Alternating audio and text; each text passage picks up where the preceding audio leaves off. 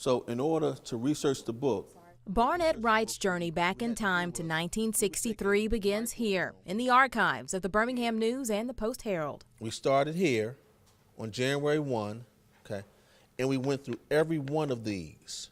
We would take this microfilm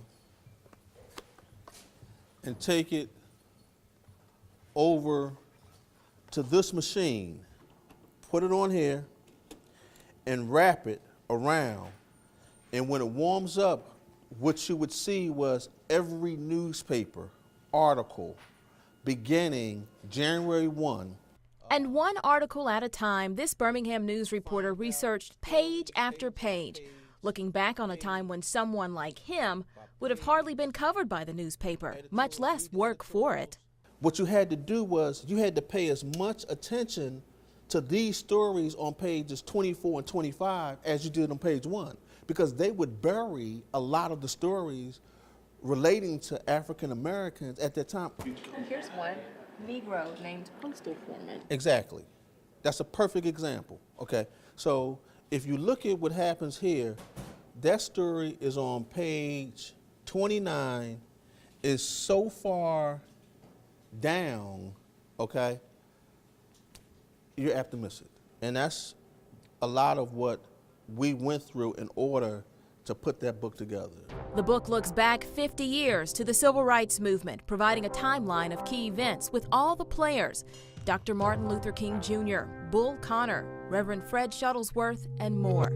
This is Wright's first book, and it's about a city that at one time he doubted. There are two places I said when I was a little kid I would never live: Johannesburg, South Africa, and Birmingham, Alabama. After 10 years of being here, this Philly transplant has fallen under the Magic City spell, and the book is a labor of love for the city he never wanted to live in. His employer, the Birmingham News, has backed him every step of the way. It's important now because we can offer a perspective. We can shine a light on some of the things that we did not do at that particular time.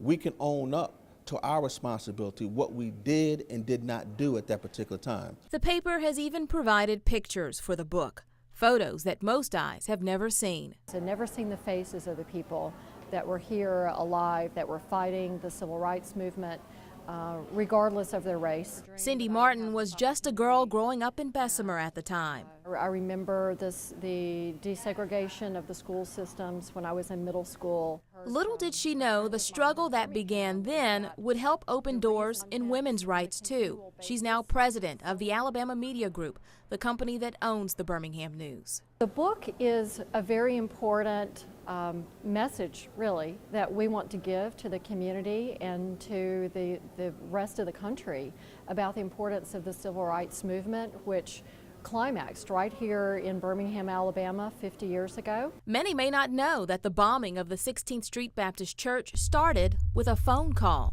That's chapter 1. Around 10:20, the phone rang. She picked the phone up and she heard 2 minutes. And about 20 seconds later, the entire church detonated around her and the bomb went off. That was the catalyst. That's what helped change Birmingham and the world. And a picture in Wright's book marks the exact time it happened. The clock stopped, but time has marched on. 50 years have gone by, and the hope has always been that the deaths, the marches, and the struggles captured in this book were not in vain. What happened in 1963 was a global movement. It was a fight not just for civil rights, but it was a fight for human rights. The sacrifices that were made, both in time, both with lives, both for just the movement in general, is a significant part of American history. In Birmingham, Ebony Hall, ABC 3340.